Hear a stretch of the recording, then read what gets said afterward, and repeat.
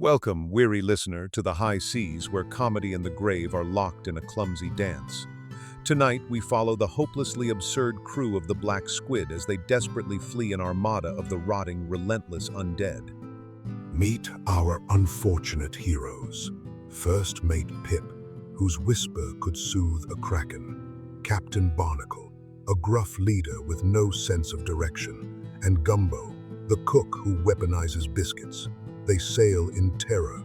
And the shadow that pursues them, the drowned marauders commanded by Captain Zarkin, a specter of salt-encrusted bone and eternal chilling fury. His eyeless gaze pierces the thickest fog, and his raspy voice can turn a brave man's spine to jelly. His ship, the Rotten Promise, never rests. Tonight, the Black Squid drifts through a moonless sea, its crew trembling below deck. Every creak of the hull sounds like a death rattle. Their cannons are loaded with stale bread, and their map is drawn in crayon. Yet they cling to hope. Laughter is their only defense against the creeping doom. Captain, please listen. There is a dreadful scraping below deck, like a skeleton dragging a treasure chest full of regrets. I felt my spine turn to ice cream. There's a whisper about unpaid bar tabs. We are definitely haunted. Nonsense, Pip. That's just the ship's timbers settling. You've been listening to too many bedtime stories. A true pirate fears nothing but an empty rum barrel. Now, stop trembling like a leaf in a typhoon. But Captain, the rum barrel is empty, and the ship's cat just packed a tiny knapsack and jumped overboard. That cat had more sense than all of us combined. I think we should pray or fashion a white flag from the cook's apron. A white flag? We're pirates, not pastry chefs. We'll face whatever specter dares board us with cutlass and courage. Probably just a lost fishmonger. Now, where is that map? I need to plot our brilliant escape. You left the map in your other coat, Captain. The one we used to patch the hole in the dinghy. So we are sailing in circles, guided only by the scent of Gumbo's burnt porridge and existential dread. As Captain Barnacle's face turned a shade of embarrassed crimson, the galley door burst open. Gumbo, the ship's cook, staggered in carrying a cauldron of something that bubbled with a malevolent green foam and smelled faintly of old socks. Supper is served, me hearties. I call it mystery goulash with a hint of doom. The green bits are just old cheese, I assure you. It may also grant temporary invisibility or terrible indigestion. I licked the spoon and now I can hear colors. Gumbo, the last time you made something green, the bilge rats staged a mutiny and demanded better working conditions. What exactly did you put in this? It smells like a funeral in a vinegar distillery. A secret blend of 11 herbs, spices, and one sock that went missing last Tuesday. Also, a pinch of gunpowder for zest. It'll put hair on your chest, Captain, even if you already have a carpet there.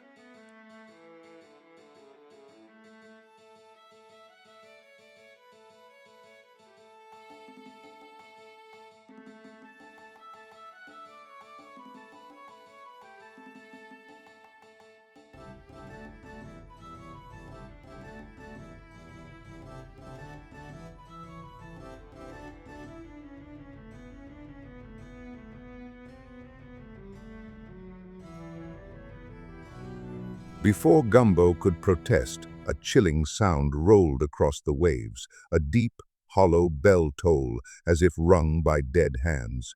The Black Squid shuddered, and far off, a greenish glow flickered on the horizon like a ghostly lighthouse.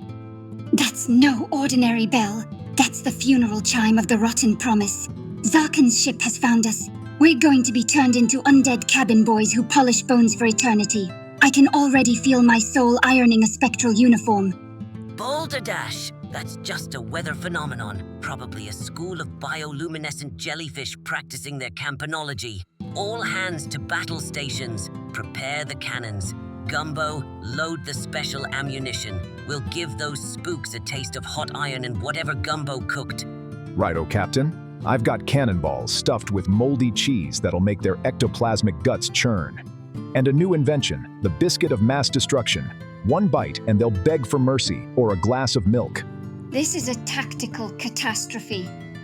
Our cannons are pointed the wrong way because we mounted them backwards last Tuesday. And the gunpowder got damp when I watered the potted palm on the quarterdeck. We are doomed, elegantly doomed. The green glow grew brighter, revealing the silhouette of a galleon wreathed in tattered sails and eerie mist. The rotten promise cut through the water without a sound, its crew of skeletal mariners standing motionless, eyes burning with cold fire. Mortal fools aboard the Black Squid. Your incompetence has offended the deep. Surrender your ship and your souls. I, Captain Zarkan, shall add your bones to my oars. You smell of stale bread and fear. Never. We are the terror of the... Well, we've never actually terrorized anything, but today we start. Prepare to be boarded by the finest pirates to ever accidentally sail into a lighthouse. Prepare for inconvenience. You amuse me, living ones. Your defiance is like a minnow threatening a shark. I have sunk 100 ships and turned their captains into coat racks. What can you possibly do? Your souls will polish my buckles for a century. Captain, perhaps we should employ diplomacy. Offer him Gumbo's goulash as a peace offering. It might dissolve his ghostly form into a puddle of regret and leave us alone forever. I'm serious. The stuff eats through pewter. An intriguing idea, but no, we'll not stoop to poisoning the supernatural. That's a line even we won't cross. Instead, we'll rely on our superior seamanship, which we don't have. Gumbo, fire the cheese cannonball. Firing the starboard cannon, Captain. But the cannon's tied to the ship with my apron strings because we lost the mount. She's aiming at the moon. Oh well, here goes nothing. May the dairy be with us. Brace for cheesy impact. With a thunderous boom that sounded more like a wet sneeze, the cannonball of moldy cheese soared through the night sky. It traced a wobbly arc, completely missing the rotten promise and crashing into the sea with a sad, cheesy splash. You dare fire a dairy product at my vessel?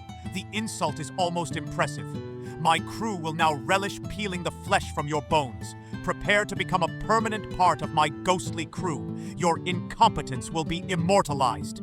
Captain, I think we've made him more angry. The sea is boiling with spectral sharks. I can see them circling the ship. Their teeth are made of broken mirrors. My knees are having a separate conversation about fleeing. Right then, Plan B. We'll use the secret weapon. The ultimate pirate maneuver that has never failed anyone who survived it. We shall run away, full sail. Someone untie the helm from the chicken coop and hoist the mainsail, if we can remember which rope does that. The Black Squid lurched as sails were hoisted incorrectly. The jib tangled with the crow's nest, and the ship began spinning in a slow, confused circle. The crew scrambled, falling over each other, while the undead vessel drew ever closer. Captain, the anchor dropped by itself when I leaned on the lever. We're now stationary targets, and I think the ship is doing donuts. The undead will think we're inviting them to a dance party, a very slow maritime waltz. By the great barnacled beard of Neptune! Pull up the anchor, you bilge-scented buffoons! Use the crank, not the cheese grater! That's a kitchen implement! Honestly, it's a wonder we haven't sunk ourselves! I'm turning the crank, Captain, but it's attached to the wrong thing. The ship's figurehead just waved at me. I think I activated the self-destruct mechanism, or possibly the tea kettle. The ship is groaning like a dying whale. You are the most pathetic excuse for pirates I have encountered in 3 centuries. Stop circling like lost ducklings. I am almost embarrassed to reap your souls. Surrender, and I will make your deaths merely mildly uncomfortable. I shall resist with every ridiculous tactic we possess. We have a secret weapon, a jar of pickled eggs that has been fermenting since the last century. One sniff and even death will gag. I call them the eggs of eternal stench. I was saving them for a special occasion, like Armageddon or lunch. Shall I hurl them at the ghost ship, Captain? I've got a ladle that can launch a condiment 50 paces. Captain, while Gumbo handles the eggs, I have an idea. I could tell them a very long, soothing bedtime story. Undead might be susceptible to ASMR. I've been told my voice can put a charging rhino to sleep. That's the daftest plan I've ever heard, and I once tried to bribe a hurricane with a pie. But try it, Pip. Use your whispery magic. If you can make a zombie yawn, we might just sail away with our souls intact. As Gumbo prepared the eggs with a chef's precision, Pip stepped to the rail. The rotten promise loomed within grappling distance, its undead crew staring with hollow sockets. A cold mist crept over the deck, and Captain Zarkin himself stepped forward. Enough games. I will now personally claim your vessel. Your bones will make fine cutlery. I have waited 3 centuries for fresh souls, and you are the most irritating. Any last words before I peel your souls like oranges? Speak now, or gargle eternity. Last words? Yes, I regret nothing, except maybe the time I tried to teach a parrot to recite tax law. Gumbo, now, launch the eggs, and Pip, start whispering a lullaby about a gentle sea cucumber. Away, foul pickled projectiles. Taste the wrath of the black squid's pantry. May your spectral noses cringe in agony. For I am Gumbo, master of the fermented and the slightly turned. Feel the brine. I shall pickle your afterlife. The jar of pickled eggs flew through the air, trailing a green vapor that caused a nearby seagull to faint mid-flight.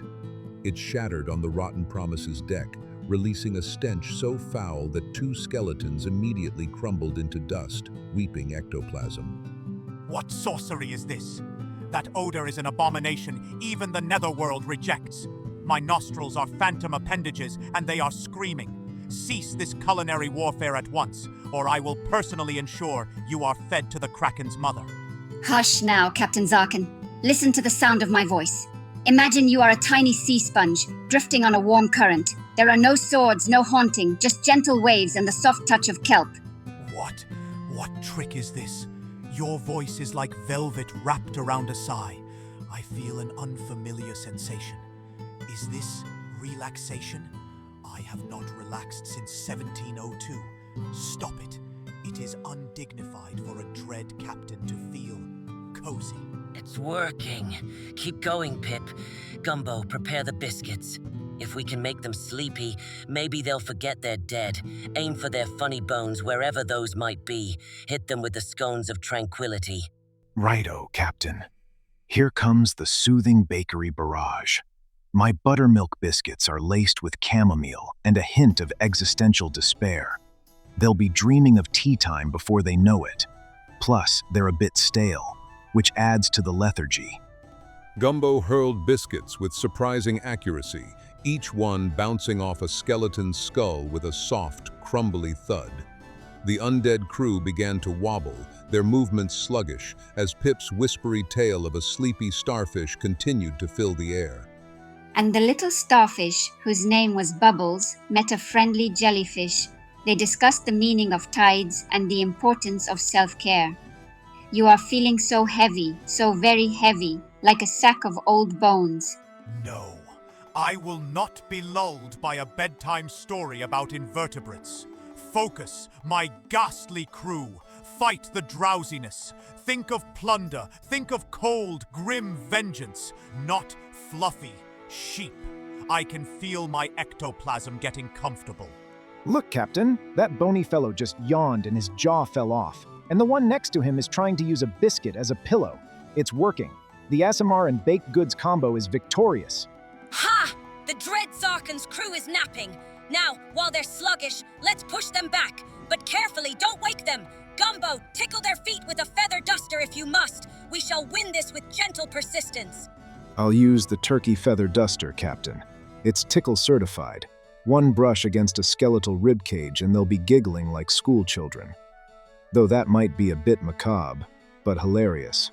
I can't wait to hear a skeleton laugh. And Bubbles the starfish found a cozy rock and closed all 5 of its tiny eyes. The ocean rocked it gently, like a mother cradling a child.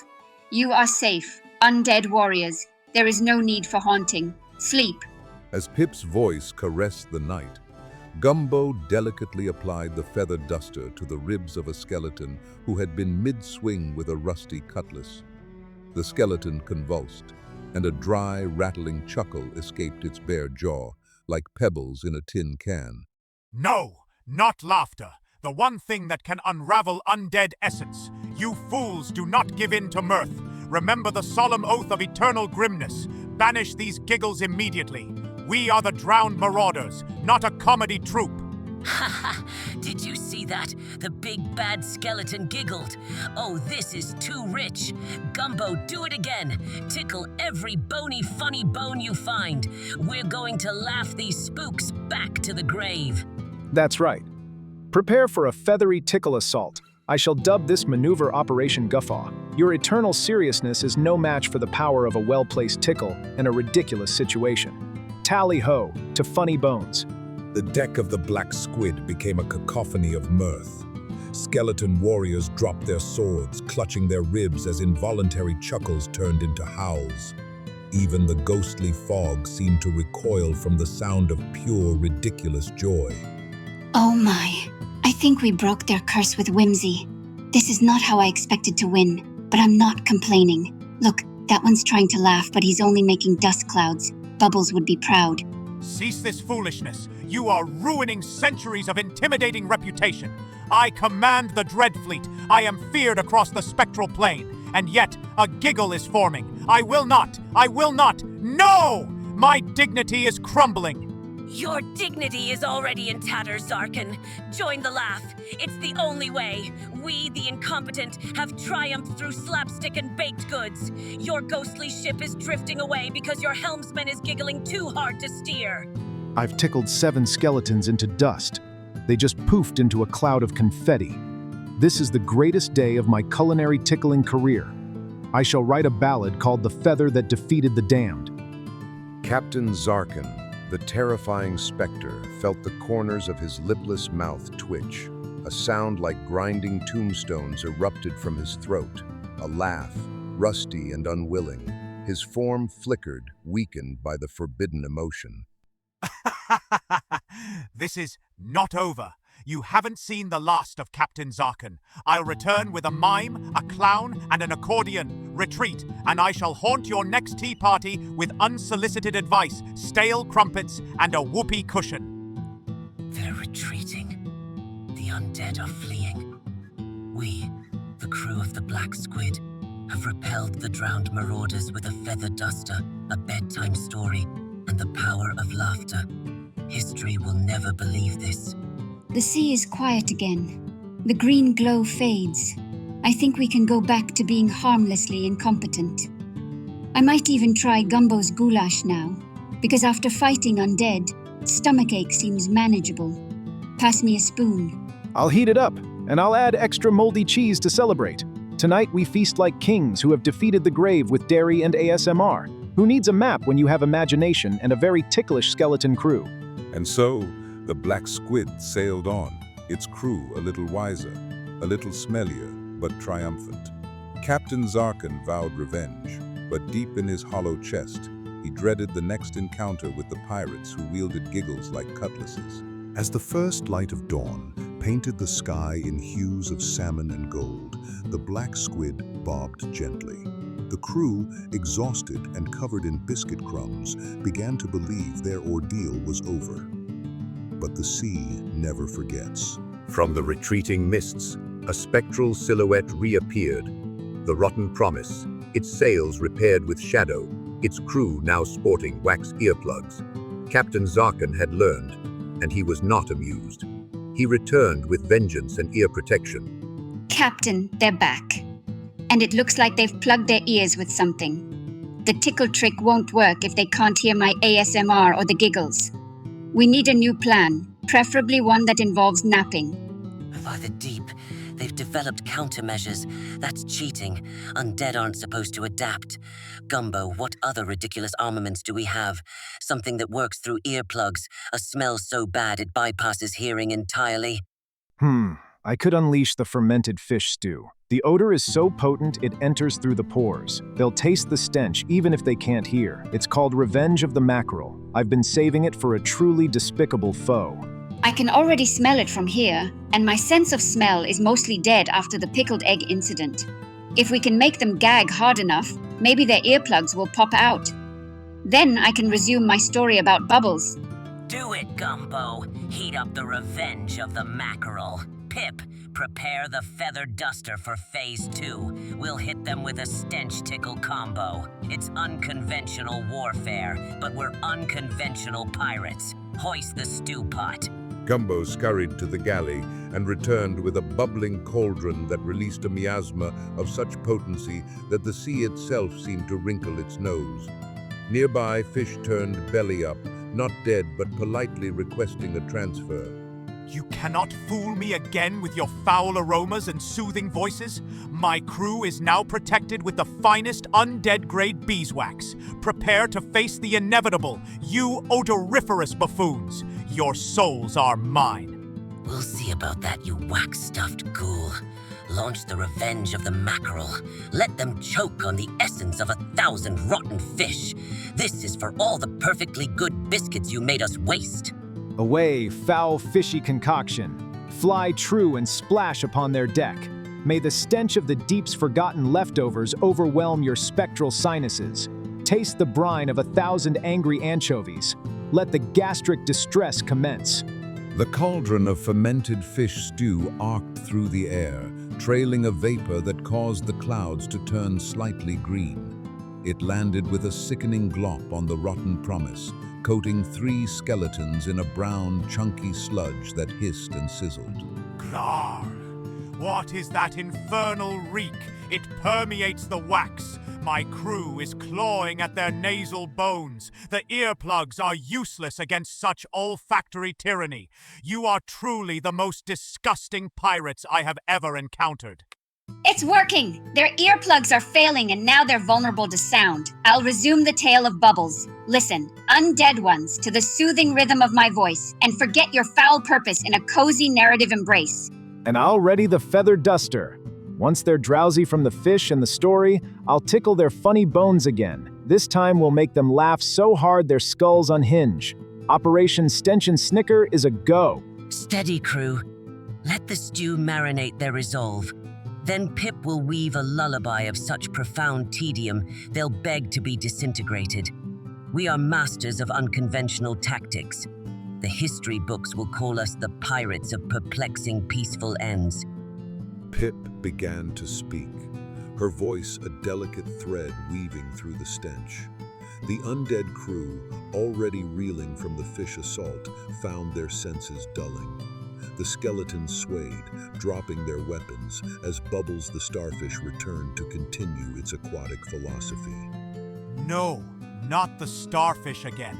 I despise that philosophical echinoderm. It makes too much sense. My rage is being replaced by a desire to contemplate tide pools. This is unbearable. You'll pay for this. While they're daydreaming about starfish, I'm going in with the duster. Tickle, tickle, bony Mr. Skeleton. Feel the feathery finger of frivolity. Let the giggles commence. Your earplugs can't save you now. I'll dust you into oblivion. The feather duster struck again, targeting a skeleton who had been contemplating the deep mysteries of kelp. A snort, then a rattling laugh shook its frame. Soon, all the undead were cackling, their earplugs flying as convulsions overtook them.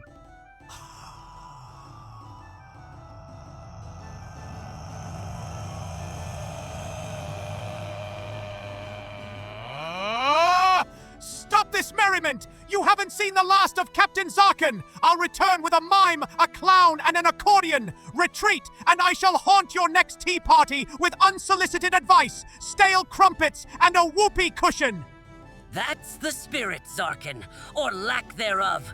Run, you ghostly goof, and tell the netherworld that the black squid is defended by the power of stench, sleep, and silliness. We'll be waiting with clean feathers and fresh biscuits. They're retreating again. This time, I think they've learned a lasting lesson. Maybe now we can finally rest, and I can finish my story about Bubbles. The starfish had a lot more to say about crustacean ethics. I'll prepare a victory feast. Biscuits that aren't weaponized, and stew that doesn't double as an assault. We've earned a meal that won't threaten our existence.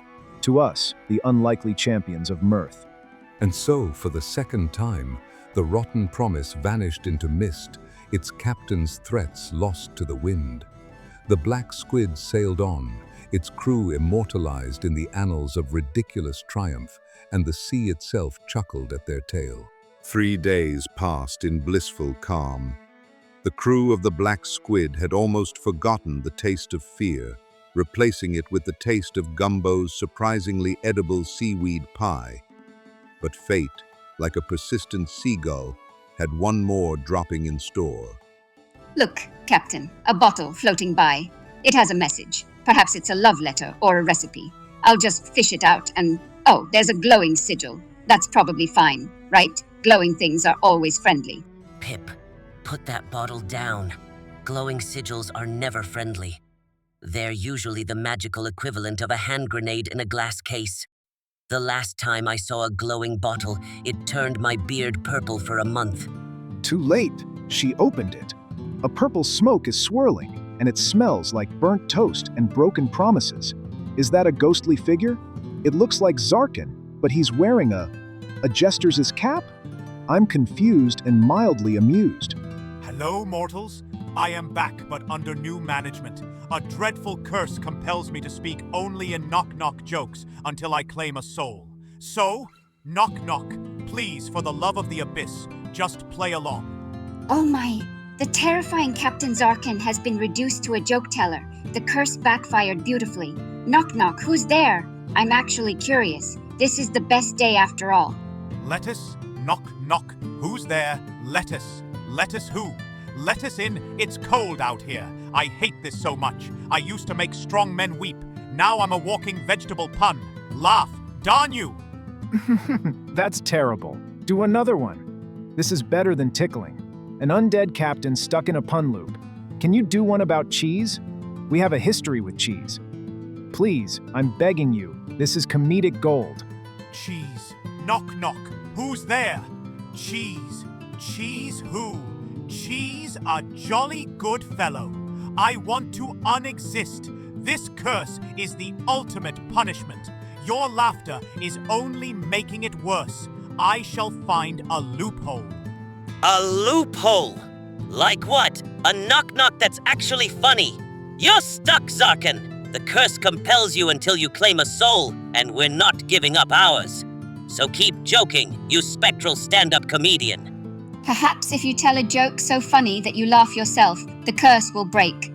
Try one about pirates. We're pirates. We love pirate jokes. It might just undo the magic with self-inflicted mirth. Pirate. Knock knock. Who's there? Pirate. Pirate who? Pirate this booty from the depths, or I'll make you walk the plank into a pun convention. Groan. I hate myself. A pirate's life is not a laughing matter. This is the best show I've ever seen. Zarkin, you should take this act on the road. The Undead Pun Master. We'll even book you a tour. Now, do one about fish, for old time's sake. Fish! Knock knock! Who's there? Fish! Fish who? Fish you were here, because I'm floundering. I cannot believe this is my afterlife. I was a scourge of the Caribbean. Now I'm a joke dispenser. As Zarkin's puns grew worse, the curse began to visibly strain. The jester's cap on his head shimmered, and a faint chuckling emerged from the depths of his own hollow chest. He was inadvertently amusing himself, and that was the key. He's laughing at his own jokes. The curse is breaking. Keep going, Zarkin. Embrace the pun. Become one with the chuckles. You'll be free, and we'll be rid of you. It's a win-win, mostly win. Yes, Captain Zarkin? Laugh. Let the joy of silly wordplay fill your spectral heart. It's much better than haunting. Bubbles the starfish always said that a good pun is the soul's anchor. Let go of the grim. Fish you were here. That's actually mildly amusing. I feel lighter. The cap is fading. I'm free of the grim. But now I'm free to be a joke? What have I become? A ghost of comedy? A ghost of comedy. You could haunt open mic nights. The drowned marauders could become a vaudeville act. Zarkin's zany zombies. I'd pay to see that. But seriously, you're free. Maybe we part as acquaintances? I have no energy for revenge left. Your absurdity has worn me down more than 3 centuries of undeath. I shall return to my ship and consider a career in stand-up tragedy. Farewell, ridiculous mortals. May our paths never cross. Farewell, Zarkin. You were a worthy nuisance. If you ever need a bad joke, you know where to find us. Now, Gumbo, set course for nowhere in particular. I need a nap that lasts a decade. And so, Captain Zarkin of the Drowned Marauders sailed away, his ghostly ship now bearing a banner that read Terror and Chuckles. The Black Squid continued its eternal, clumsy voyage, the crew forever bonded by the power of laughter and bad puns. Days later, anchored near a peaceful isle, the crew gathered on deck. Captain Barnacle held a quill and a blank logbook. The idea was simple: record their unorthodox methods for future generations of bumbling pirates. The result was pure chaos. Chapter 1. On the proper application of moldy cheese in naval combat. Gumbo, how long should we age the cheese to achieve maximum spectral offense? And Pip, what's a good synonym for stinky? We need this manual to be scholarly. For cheese-based armaments, I recommend a minimum of 3 months in a damp bilge. The blue veins are where the magic lives. As for synonyms, how about olfactorily aggressive? That sounds fancy. Also, add footnotes on cracker compatibility. I'll contribute a chapter on ASMR warfare, the calming cephalopod, how to soothe undead with stories of marine life. It needs a subtitle. Perhaps whispering your way to victory. I've been practicing my breathy consonants and the gentle pop of plosives. Chapter 2. Tickle Tactics, a feather duster's journey from household core to instrument of salvation. That's a mouthful. Gumbo, you'll co-author. We need diagrams. Draw a skeleton with X's on the funny bones and label the giggle zones. I'll sketch a skeleton with tickle receptors highlighted in yellow. We'll also need a chapter on fermented fish stew, the aromatic assault. I must stress the importance of wearing a clothespin on your nose during deployment. Safety first. We should include a foreword by Zarkin, if he ever forgives us. A cautionary tale from the other side. Why you should never underestimate dairy and ASMR. It would add credibility. Or just a lot of angry scribbles. He'd write in all caps, "Do not tickle the dead, so be it." Our manual will be the definitive text on absurd pirate warfare. We'll sell it at ports for a shilling each, or trade for a decent map, since we still don't have one. And so, the Black Squid became a floating library of ludicrous tactics. Sailors whispered of the crew who turned a feathered duster into a weapon and a bedtime story into a shield. Their legend grew, as did the stain on the ceiling from Gumbo's experiments. Enough writing for one afternoon. My hand cramps like a crab. Let's have some tea, Gumbo, and tell the tale of how we first became pirates. It's a wonder we survived our first week. Gumbo, put the kettle on. Right away, Captain. I'll brew my special chamomile blend, the one that doesn't cause hallucinations. Remember the time we tried to steal a ship and ended up buying it by accident? That was a Tuesday. I recall. Captain Barnacle walked into a tavern with a plan to commandeer a vessel, but he mistook the sales office for the dock. He signed a lease with a quill that had invisible ink. We owe 12 gold pieces. The sign said ships for hire, not ships for pilfer. In my defense, the rum was strong and the font was tiny. Still, the Black Squid turned out to be a fine vessel, despite the squirrel infestation in the rigging. I remember those squirrels. They had an organized nut smuggling ring. We made more profit from their acorn trade than from actual piracy. That's when I realized our calling was unconventional entrepreneurship, not thievery. The sea provides in strange ways. And who could forget the great cannon mishap of last summer? We aimed at a merchant ship but fired a harpoon that hit a passing whale. The whale towed us for 3 days to an island where we discovered a treasure chest full of antique buttons. Buttons? Thousands of them, and not a single coin. We used them to pay off our debt to the Button Guild. The Button Guild. I didn't even know there was a guild. They were very organized, had a president, and everything. That president gave us a commendation for services to fastening. We still have the plaque in the galley. It hangs next to the ladle of heroism. Our lives are a series of accidental achievements. It's quite motivational if you squint. I treasure the plaque, and the time we accidentally sank a pirate hunter's ship by dropping our anchor on his deck during a sneeze. He was so confused he surrendered. We gave him a bag of buttons as compensation. Poor fellow. He became our accountant. Remember, he handles our non-existent profits. He's currently on shore leave trying to sell our manual to a publisher in Tortuga. I expect a rejection letter any day, framed for posterity. I miss that accountant. He was the only one who appreciated my cooking without gastrointestinal complaint. He said my stew builds character. I think he meant intestinal fortitude, but I'll take it. He's a brave soul. The sun dipped low as the crew shared their memories, the teapot steaming gently. Their laughter mingled with the creak of the ship, a lullaby of incompetence and unexpected success. Even the sea seemed to listen, its waves a gentle applause. I wonder what Zarkin is doing right now. Probably trying to craft the perfect deadpan one-liner. He has a flair for the dramatic. I can see him hosting a ghostly open mic night in a sunken theater. He'd have a tough crowd. Skeletons don't have funny bones in the metaphorical sense, but he'd get pity chuckles.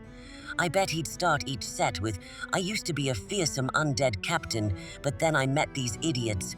We should send him a care package, a feather duster, a cheese wheel, and a recording of Pip's starfish story, Friendship Through Frivolity. He might even send us a thank you note in ectoplasm. That would be lovely. I'll record a new tale about a cheerful jellyfish named Wobbles. It's deeply calming. Maybe it'll help him find peace, or at least a better class of pun. Wobbles has no bones to tickle. You know, for a crew that can't navigate a bathtub, we've done all right. We've faced the undead, armed with groceries and a soft voice, and we've come out with a story no one believes. I'm proud of us. That's the nicest thing you've ever said, Captain. I'm not crying, just sweating from my eyes. It's the onion I chopped 3 days ago, I think. But truly, it's an honor to be your cook. The crew sat in silence for a moment, the warmth of camaraderie filling the worn deck. Outside, the stars blinked to life, and the sea whispered its approval. Even the ship's cat, who had returned after the undead left, purred softly. Right, crew, we should prepare for the next supernatural nuisance. I propose Project Jelly Launcher, a catapult that hurls harmless but slimy jellyfish at adversaries. Nothing says leave us alone like a face full of gelatinous invertebrate. I can make a jellyfish gathering net, and I'll preserve them in a brine of my own design. They'll be extra slippery and might smell faintly of lavender. Psychological warfare. No one expects a lavender jellyfish. It's genius. But are the jellyfish willing participants? We must ensure ethical jellyfish sourcing. Bubbles would not approve of forced propulsion. Maybe we can recruit volunteer jellyfish with a promise of adventure and plankton. I'll write a pamphlet. Ethical jellyfish warfare. Only on this ship. Fine, Pip, you're in charge of jellyfish diplomacy. Now for close combat, we need the sardine surprise, a sock filled with sardines. It's non-lethal, humiliating, and nutritious. I'll knit the socks. I have a pattern for a reinforced toe. And I'll use the sardines that have been aging in oil since the last spring. They'll leave a lasting impression literally on their armor. This is shaping up to be a very strange arsenal. I'll compose a sea shanty to accompany our battles, something slow and confusing. The ballad of the banana slug. It will bewilder foes into submission. And so the Black Squid's crew spent the evening designing an armory of absurdity. From jellyfish conscription to sock-based melee, they prepared for any ghostly galleon with the only strategy that ever worked: utter, brilliant nonsense. Testing the prototype, Captain. I've loaded a jellyfish named Gerald. He's enthusiastic. Launching in 3, 2, 1. Oh, the catapult snapped and now Gerald is stuck to my face. It's very cold and philosophical.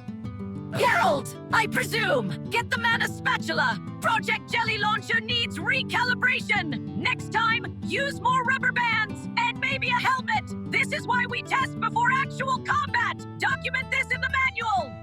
Is Gerald all right? I'll sing to him. Oh, gelatinous friend, don't be afraid. The catapult just misbehaved. He seems to be pulsating in rhythm. I think that's a good sign. Jellyfish are very musical. He's humming along. He's kind of tickling my nose. I think we've discovered a new defense. Jellyfish face masks. They confuse and soothe simultaneously. Write that down, Captain. Chapter 7. Cephalopod and Cnidarian combat companions. It's It's a mouthful, but effective. Remember the navigational parrot incident? We bought a bird that was supposed to know all the trade routes. Turns out it only knew curse words and the recipe for clam chowder. We circled the same island for a week. That bird, it squawked a vast, barnacle-brained biscuit every 5 minutes. The chowder was decent, though. I still have the recipe tattooed on my arm. Clams, cream, and a pinch of spite. We called it Polly's pissed-off pottage. Poor Polly eventually flew away with a traveling bard. I heard she became a famous insult comic in the Canary Islands. She always did have a sharp beak. I miss her colorful vocabulary. She called me soft-spoken sardine. She called me Captain Krusty Beard, apt. Moving on, remember when we tried to open a floating bakery? We sold biscuits so hard they could break teeth. Our customers were mostly sea turtles with strong jaws and one walrus who liked the challenge. I called them Gumbo's Jawbreakers. The secret was adding granite dust for texture. The health inspector wasn't pleased, but the walrus gave us 5 stars. It was a simpler time before we weaponized them. Now they're ammunition. I once tried to teach a manatee to sing. It only hummed flat notes, but it was very gentle. We named it Baritone Betty.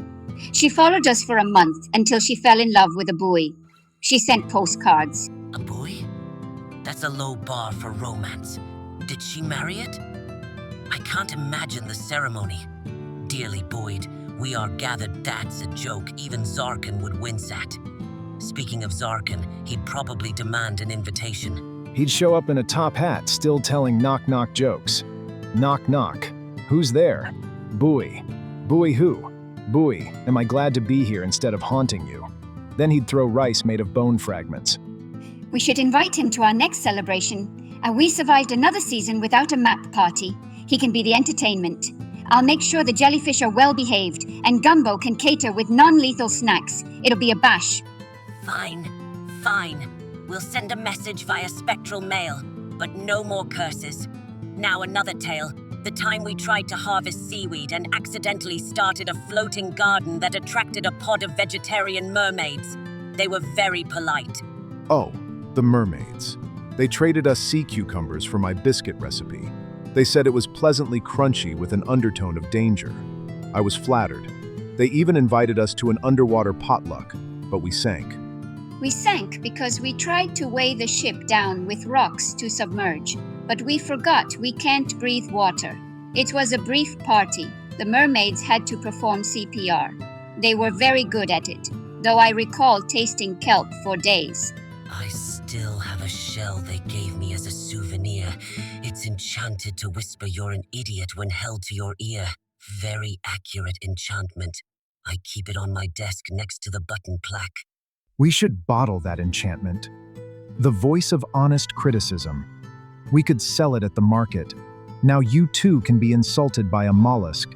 It'd be a hit with the self-deprecating crowd and pirates with low self-esteem. I would buy one. Sometimes I need to be told that my plans are foolish. Like the time I tried to knit a sail out of seaweed. It dissolved in the first rain, leaving us naked to the wind. Literally, the sails were gone. We drifted for days, using our shirts as flags. That's when we learned the value of a good rope. And that's when Gumbo invented the shirt stew, a broth made from whatever we weren't wearing. Necessity is a strange mother. It was mostly armpit flavored, but it had character. I added a button for texture. That button later became the first artifact in our Museum of Mishaps. I think it's still on the shelf, polished and proud. The hours passed as the crew delved into their treasury of misadventures. Each story was a pearl of imperfection, strung together by the thread of their unshakable bond. The ship rocked gently, a cradle of camaraderie on an indifferent sea. I think I've told enough tales for one evening. The stars are out, and I can see Bubbles' constellation, the one I made up. Great starfish in the sky. It's time for rest. Tomorrow we can be incompetent all over again. Agreed. Someone take the night watch, but not Gumbo last time he fell asleep and we woke up in a kelp bed. I'll take first shift. I'll just stare at the horizon and pretend I know where we are.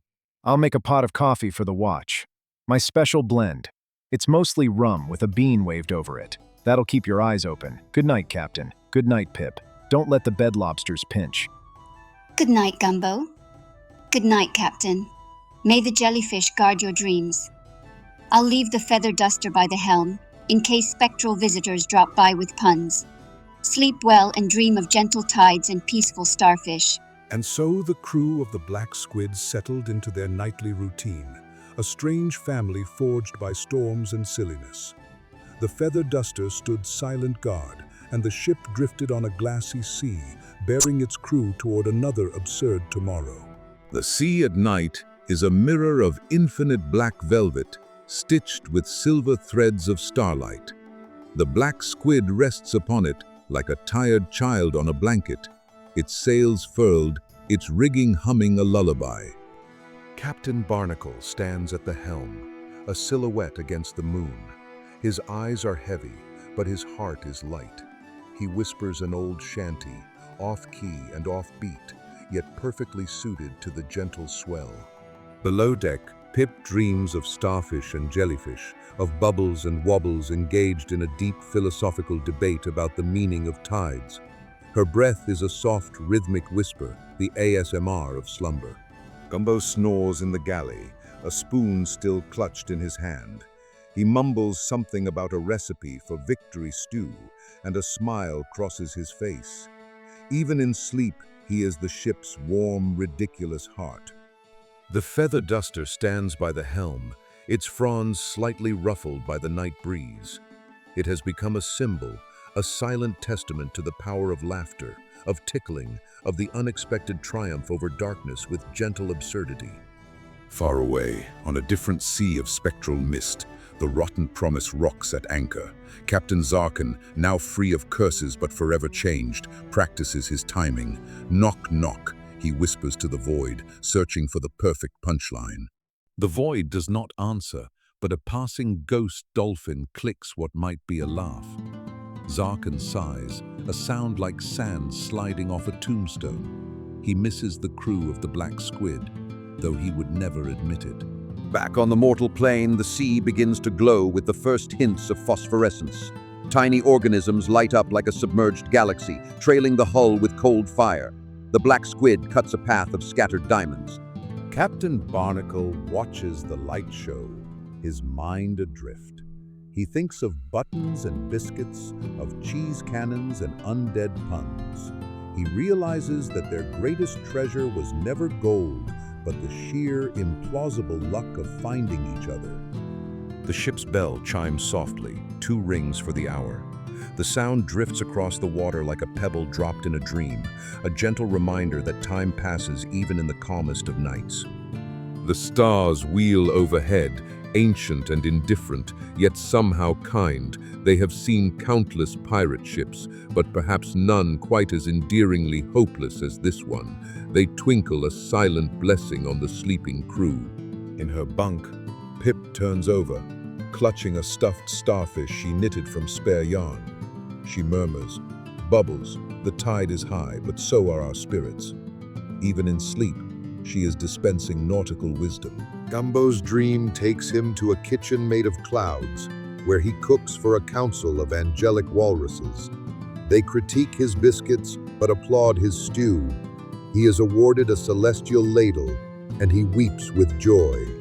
The gentle slap of waves against the hull is a metronome for the ship's heartbeat. It counts out a rhythm older than piracy, a rhythm that says, "Rest now, you have done enough. The sea will carry you." A pod of actual dolphins, not ghostly ones, briefly accompanies the ship. They leap in arcs of silver, chattering in a language of clicks. They seem to be laughing, or perhaps they are simply saying hello. Captain Barnacle nods off, then catches himself. He pats the feather duster for reassurance. "Not tonight, old friend," he mutters. "No undead, no emergencies. Just a quiet night on a quiet sea." He sighs contentedly. The feather duster, if it could speak, would likely tell its own tale of being plucked from a peaceful ostrich farm, dipped in comedy, and thrust into a battle against the macabre. It stands ready, proud of its new purpose. The moon, a perfect crescent, hangs like a celestial earring. Its pale light traces the lines of the ship, smoothing the rough edges. Under its glow, even the patched sails look like fine silk. Everything is softened, forgiven. Gumbo stirs, briefly waking. He smells the air and detects a hint of his own fermented fish stew, still lingering from the battle.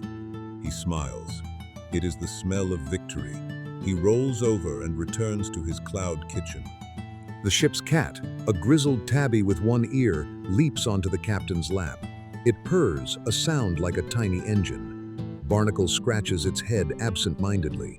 The cat has seen it all and remains unimpressed, but affectionate.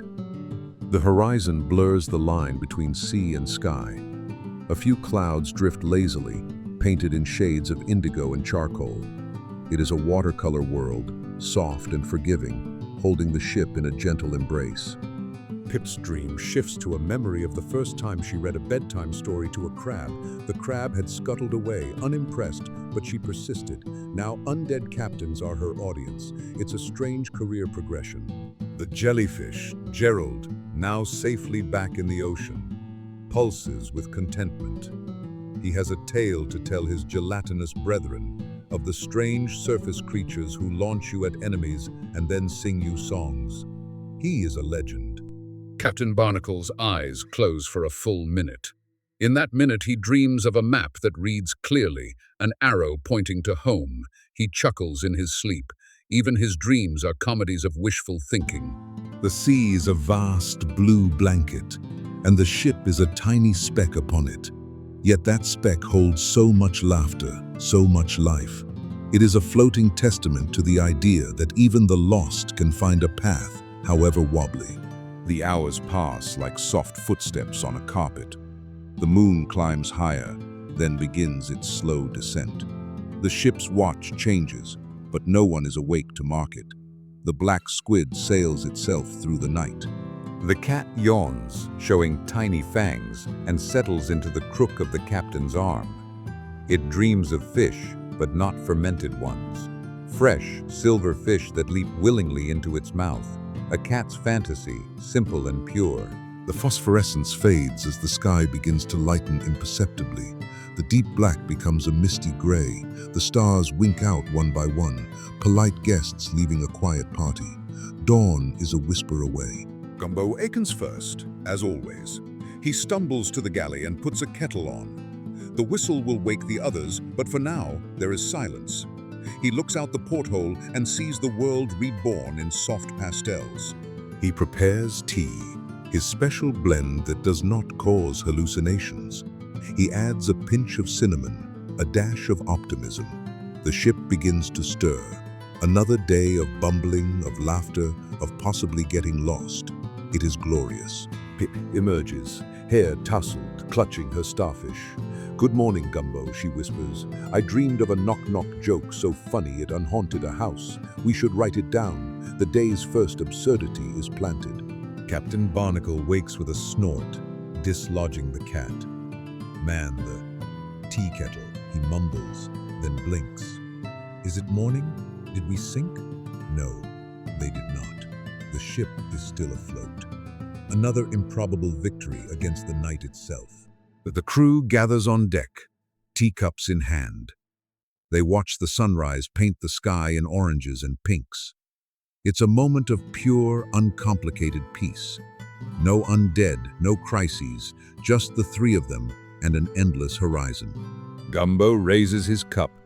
"To another day of not being dead or undead," Pip adds. "And to the feather duster, our silent sentinel." Captain Barnacle grunts. "And to the map we still don't have.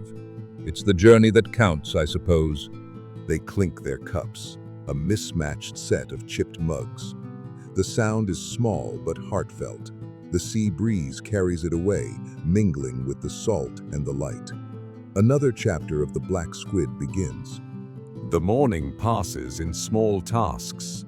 Mending a sail, checking the jellyfish net, polishing the feather duster. Nothing is urgent. The ship sails a lazy course, destination unknown. That is the pirate way, at least their way. At noon, Gumbo serves a lunch of edible biscuits and non-lethal stew, a triumph.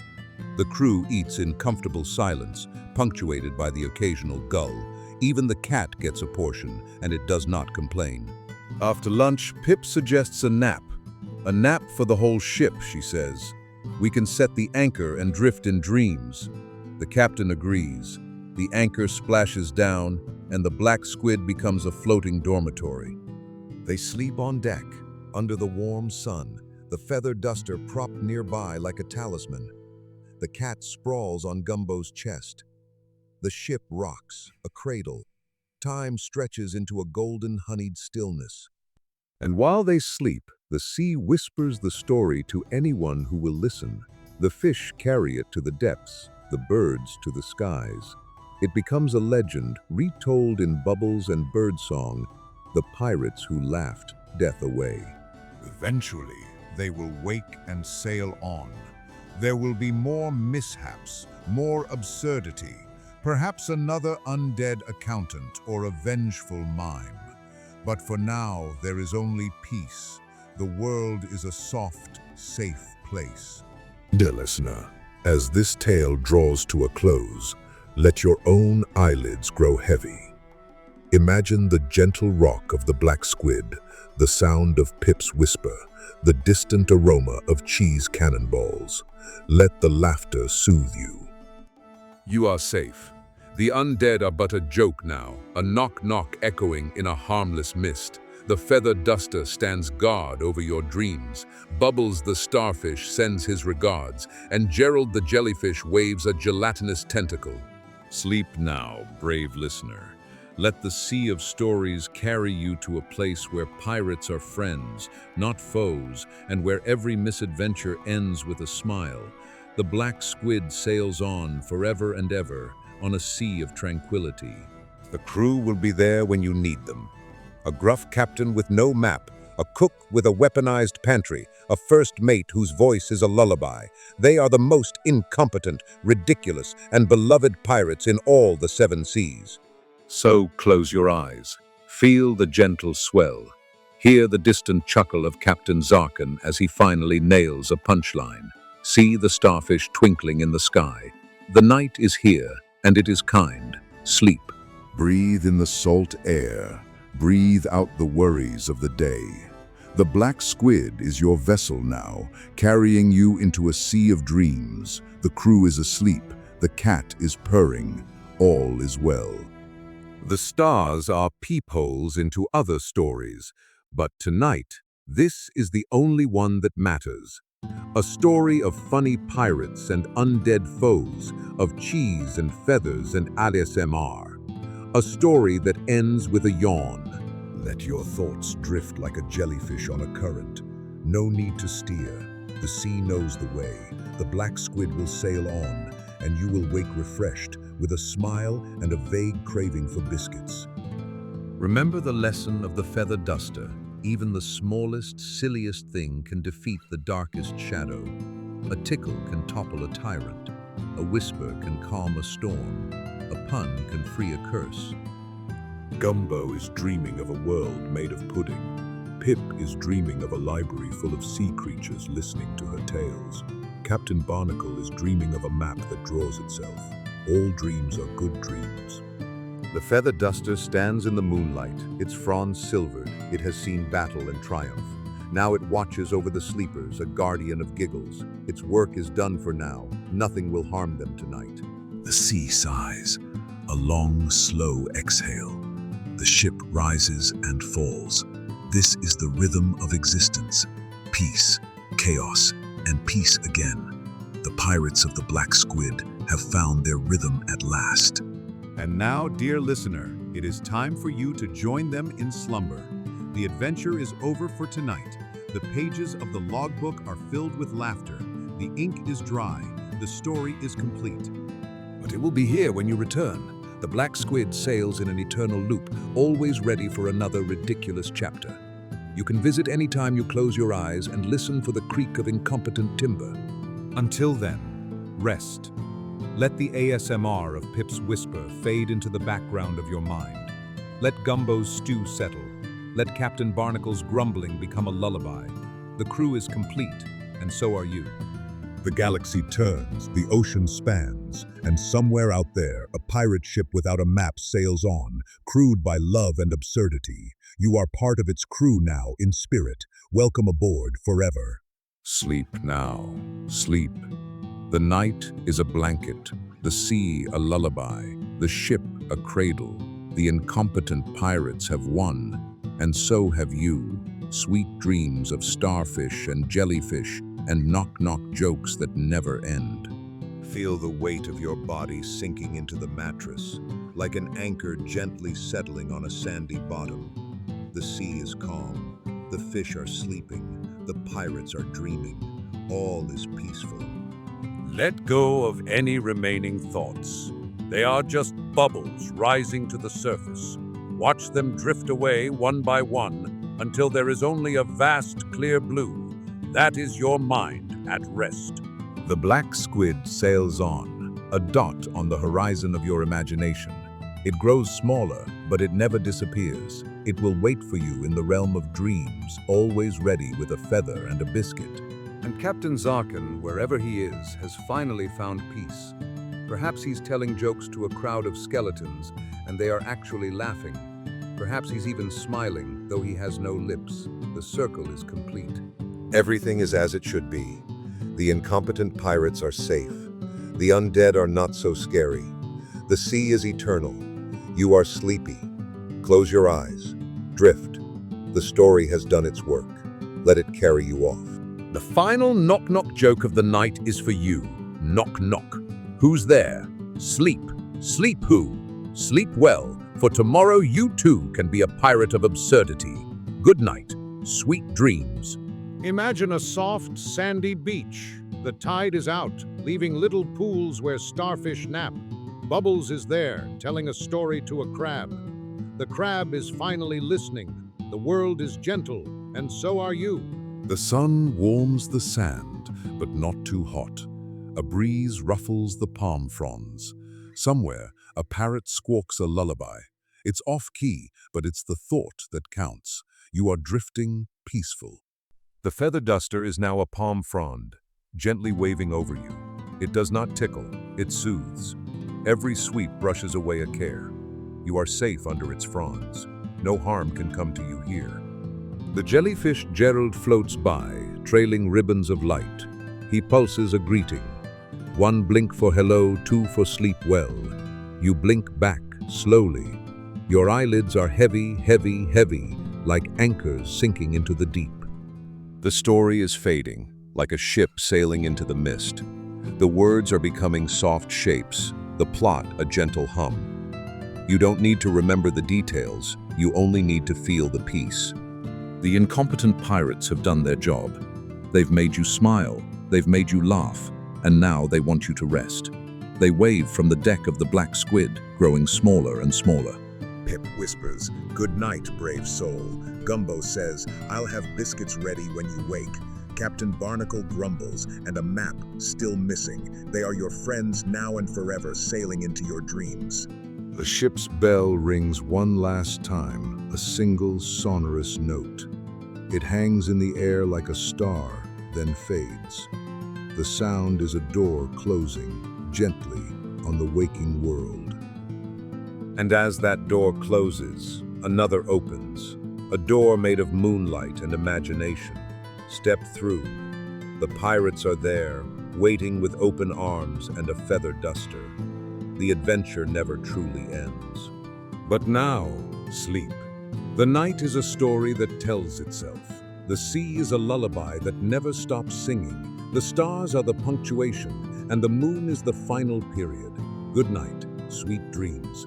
Rest well. May your dreams be filled with gentle pirate ships and cheerful jellyfish. May no knock-knock joke be too terrible. May the feather duster always be by your side. And now, let go. The black squid has sailed beyond the horizon.